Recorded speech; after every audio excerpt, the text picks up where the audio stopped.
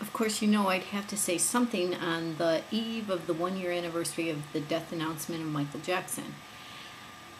First, I was watching a video and there were a lot of hateful, nasty comments, which basically turned my stomach. And I'll tell you, I don't know how those people can sleep at night with the type of twisted, perverted thoughts that go on in their heads.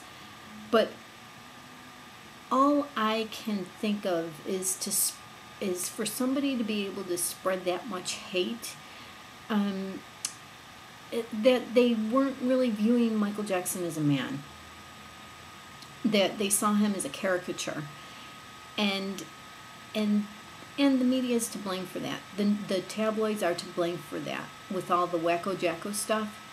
But recently there was a great article. I'm not going to read it to you. It's by Charles Thompson. If you want to read an excellent article about the poor coverage, how biased it was in 2005, and how basically the media turned it into like the type of entertainment where people used to go to the town square and watch somebody beheaded or hung. They were counting on a guilty verdict because that type of news would just sell, and that's what they pushed. And not one of those journalists, not one of those organizations, news corporations, made any kind of retraction or apology, even though the jury said those people didn't see what we saw, meaning people who doubted that Michael Jackson was really innocent. And that's because of the poor coverage that news corporations presented to us. And the article's called "One of the Most Shameful Episodes in Journalistic History," and I will put a link to it if you're curious enough to read it.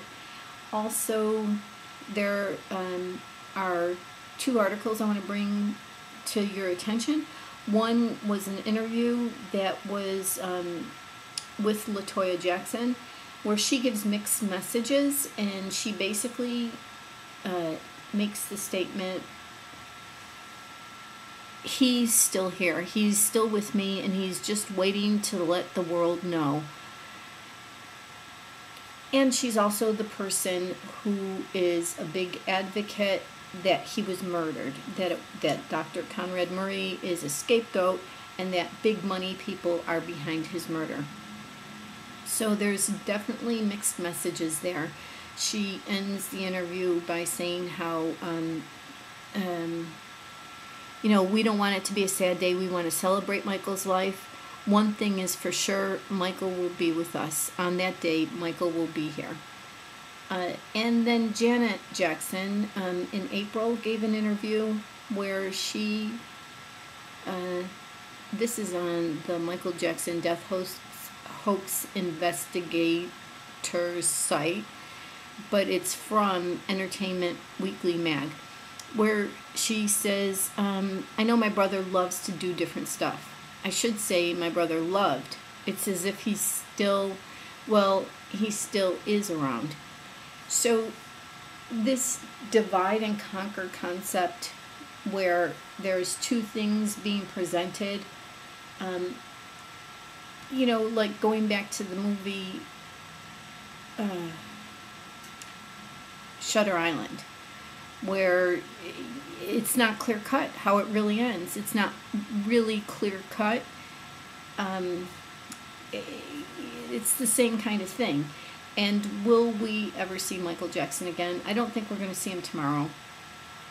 But I do think that we'll see him again. I just read recently where AEG in the estate of Michael Jackson paid the city of Los Angeles $1 million for the memorial last year and donated $300,000 to the Los Angeles Police Department. To me, it sounds like they're tying up some loose ends here. I still believe